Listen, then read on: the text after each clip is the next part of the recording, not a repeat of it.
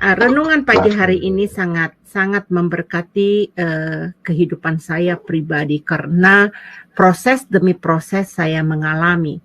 Kalau kita membaca di dalam Markus tadi Markus 15 ayat 16 sampai 20, di sana punya topik Yesus diolok-olokkan. Nah, atau dihina, ya, dihina. Nah, pertanyaannya, apakah Anda pernah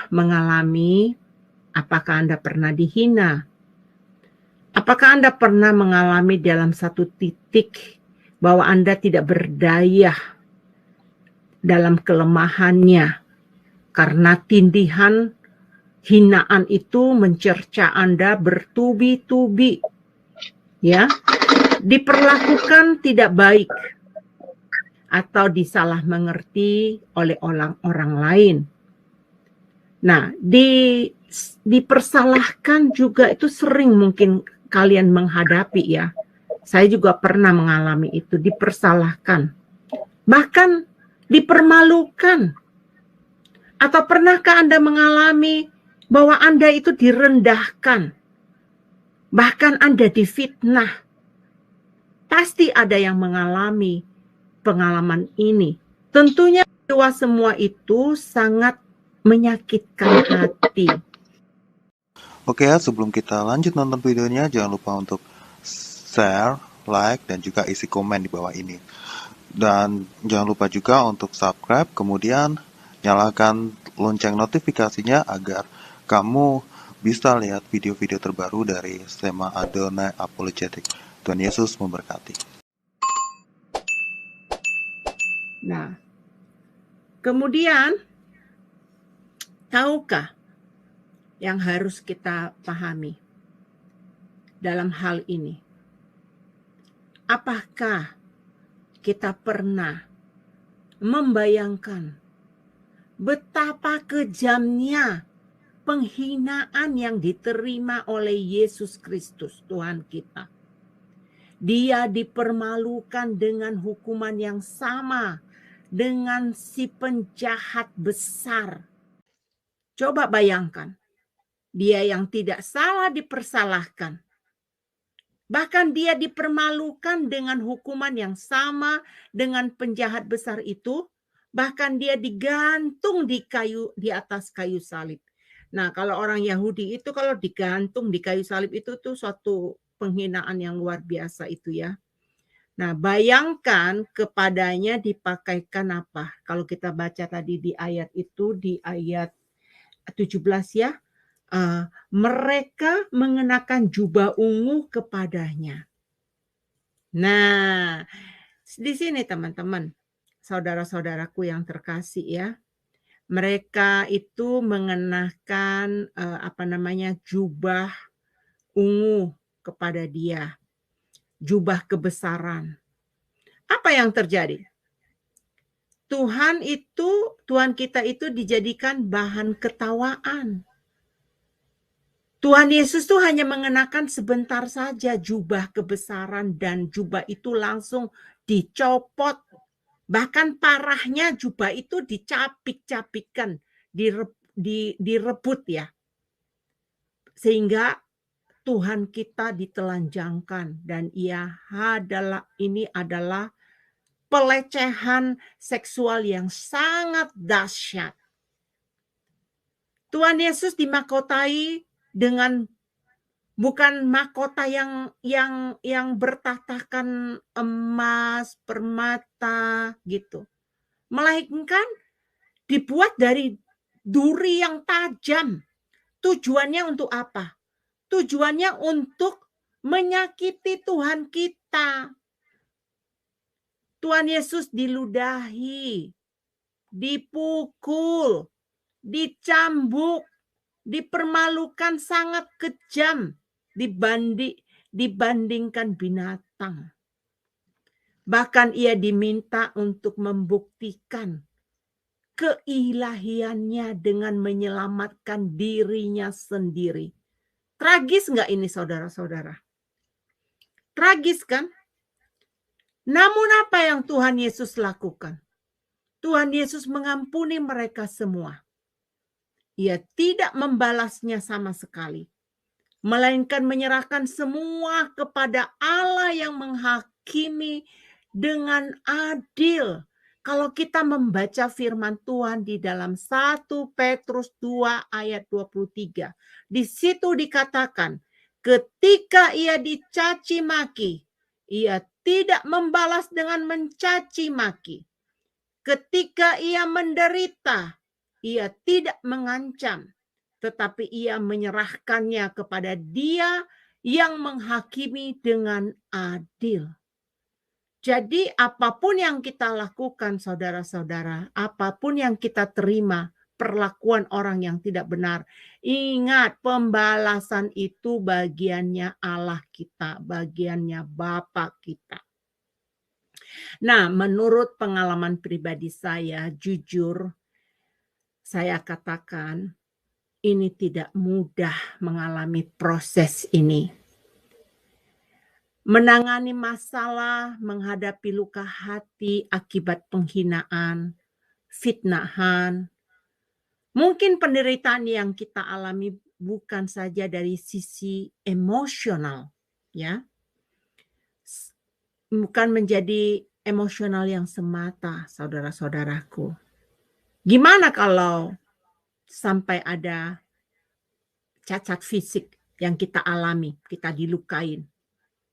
Ya. Nah, terus bahkan ada tuh yang mengalami fitnah itu sampai dia dipecat, reputasinya hancur, teman-teman. Bahkan hubungan relasi dirusakkan. Nih, akibat kelakuan-kelakuan orang yang tidak bertanggung jawab. Ini adalah dampak orang yang tidak bertanggung jawab, teman-teman. Belum lama ini saya mengalami. Ada persoalan yang saya hadapi, tetapi saya tahu itu. Kenapa keputusan itu dilakukan? Karena akibat dari pendahulu-pendahulu saya tidak bertanggung jawab. Mereka melakukan kesalahan, keributan, sehingga pimpinan mengambil keputusan untuk tidak boleh lagi melakukan ini karena pertimbangan-pertimbangan. Bahkan seorang pendeta yang menyatakan dia pendeta, dia ribut sama dosen. Dan akibatnya kepada saya yang mengalami, yang niat saya untuk menjalin persaudaraan dengan teman-teman sekelas saya.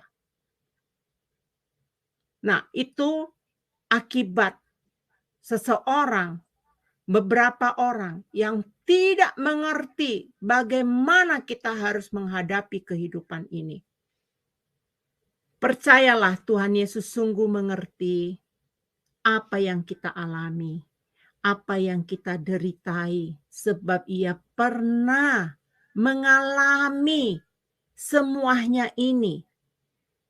Kita diminta untuk meneladani contoh yang Tuhan Yesus berikan kepada kita.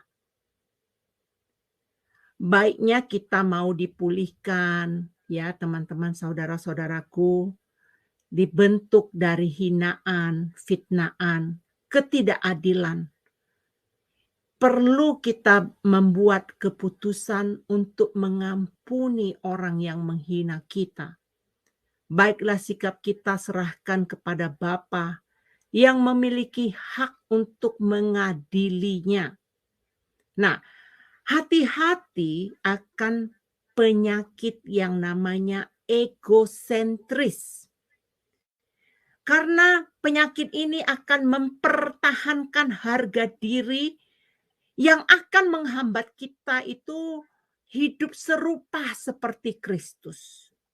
Akibatnya bisa kita terjangkit penyakit gila. Gila akan pujian, gila akan kehormatan, gila akan penghargaan, gila akan kedudukan, gila akan prestasi, gila akan gelar, gila akan pelayanan. Macam-macam lagi gilanya. Nah, tahu nggak apa tanda-tanda orang gila? Kita bisa lihat dari sikap orang tersebut yang suka mengeluh, yang suka bersungut-sungut, yang banyak tuntutannya, bahkan yang membangkang. Karena tipe orang gila ini mau menang sendiri. Nah, tipe orang gila itu tidak mau tahu persoalannya, tidak mau tahu kondisinya, langsung menjas. Nah, itu tipe orang gila juga. Di dalam pelajaran psikologi saya itu dikatakan demikian, saudara-saudaraku. Jadi dari gerak-gerik tubuh kita, dari gerak-gerik mata kita, dari bahasa sikap kita itu, orang dapat menilai. Jadi kalau urat sarafnya sudah putus, itu idiot itu. Nah, jangan sampai kita mengalami penyakit egosentris ini.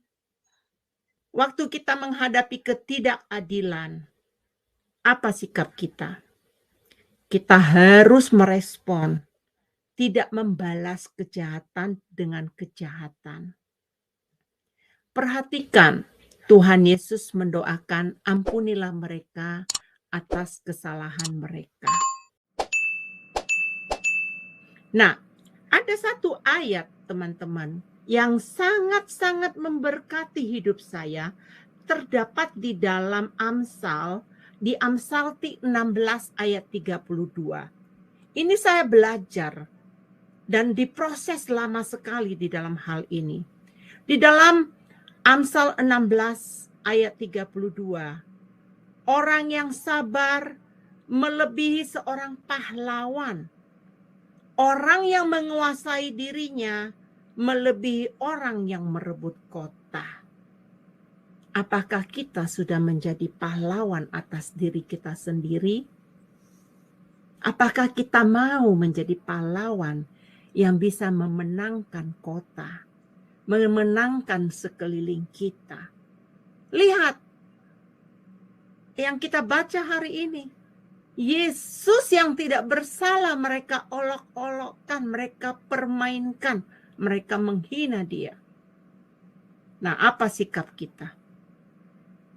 Nah, saya mau memberitahukan kepada teman-teman ya, Tuhan sangat-sangat menghargai jika kita mau meresponi, ya, agar kita tidak terpengaruh oleh hinaan.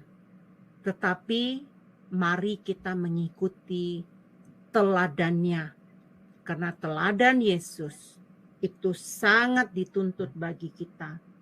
Bahkan teman-teman, ayat favorit saya adalah di Roma 12 ayat 2. Roma 12 ayat 2 ini berbunyi demikian.